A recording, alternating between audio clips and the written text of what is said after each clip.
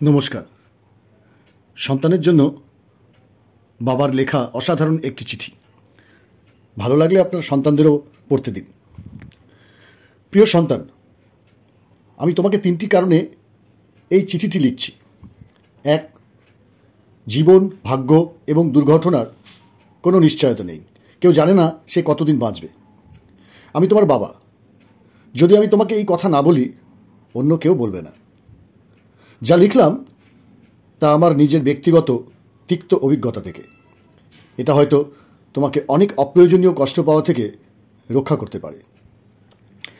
জীবনে চলার পথে এগুলো মনে রাখার চেষ্টা করো। 1, যারা তোমার প্রতি সদয় ছিল না তাদের উপর অসন্তোষ পুষে রেখো না, কারণ তোমার মা এবং আমি ছাড়া তোমার প্রতি সুবিচার করা কারো দায়িত্বের মধ্যে পড়ে না। আর যারা তোমার সাথে ভালো ব্যবহার করেছে, তোমার উচিত সেটার সঠিক মূল্যায়ন করা এবং কৃতজ্ঞ থাকা। তবে তোমার সতর্ক থাকতে হবে, এই জন্য যে প্রতিটি মানুষেরই প্রতি পদক্ষেপের নিজ নিজ উদ্দেশ্য থাকতে পারে।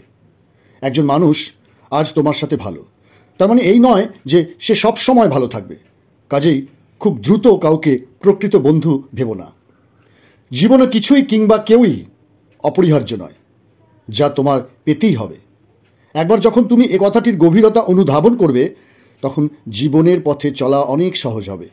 বিশেষ করে যখন বহুল প্রত্যাশিত কিছু হারাবে কিংবা তোমার তথাকথিত আত্মীয় স্বজনকে তোমার পাশে পাবে না।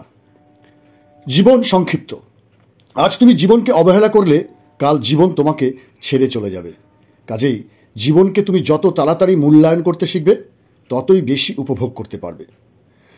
ভালোবাসা একটি ক্ষণস্থায়ী অনুভূতি ছাড়া কিছুই নয়। মানুষের মেজাজ আর সময়ের সাথে সাথে এই অনুভূতিও বিবর্ণ হয়ে যায়। যদি তোমার তথাকথিত কাছের মানুষ তোমাকে ছেড়ে চলে যায়, ধৈর্য ধরো। সময় তোমার সব ব্যথা বিষণ্ণতাকে ধুয়ে মুছে দেবে। কখনো প্রেম, ভালোবাসার মিষ্টতা এবং সৌন্দর্যকে নিয়ে বাড়াবাড়ি করবে না। আবার ভালোবাসা হারিয়েও বিষণ্ণতায় অতিরঞ্জিত হবে না। অনেক সফল লোক আছেন যাদের হয়তো উচ্চশিক্ষা ছিল না। এর অর্থ এই নয় যে তুমিও কঠোর পরিশ্রম বা শিক্ষালাভ ছাড়াই সফল হতে পারবে। তুমি যতটুকু জ্ঞানই অর্জন করো না কেন, তাই হলো তোমার জীবনের অস্ত্র। কেউ ছেঁড়া কাঁথা থেকে লাখ টাকার অধিকারী হতেই পারে, তবে এই জন্য তাকে অবশ্যই পরিশ্রম করতে হবে। আমি আশা করি না যে আমার বার্ধক্যে তুমি আমাকে আর্থিক সহায়তা দেবে। আবার আমিও তোমায় সারা জীবন ধরে তোমাকে অর্থ সহায়তা দিয়ে যাব না। যখনই তুমি প্রাপ্তবয়স্ক হবে, তখনই বাবা হিসেবে আমার অর্থ সহায়তা দেবার দিন শেষ।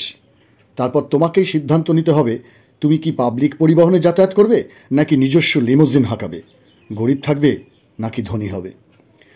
তুমি তোমার কথার মর্যাদা রাখবে, কিন্তু অন্যদের কাছে তা আশা করবে না। মানুষের সাথে ভালো আচরণ করবে, তবে অন্যরাও তোমার সাথে ভালো থাকবে বা আচরণ করবে তা প্রত্যাশা করবে না। যদি তুমি এটি বুঝতে না পারো, তবে শুধু অপ্রয়োজনীয় যন্ত্রণাই পাবে।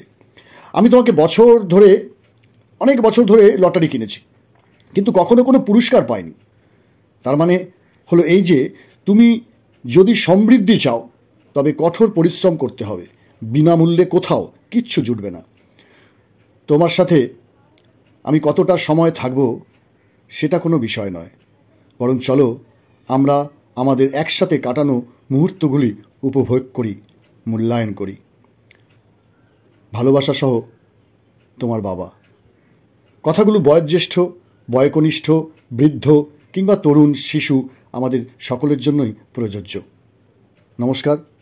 ভালো লাগলে অতি অবশ্যই লাইক, শেয়ার, সাবস্ক্রাইব করতে ভুলবেন না।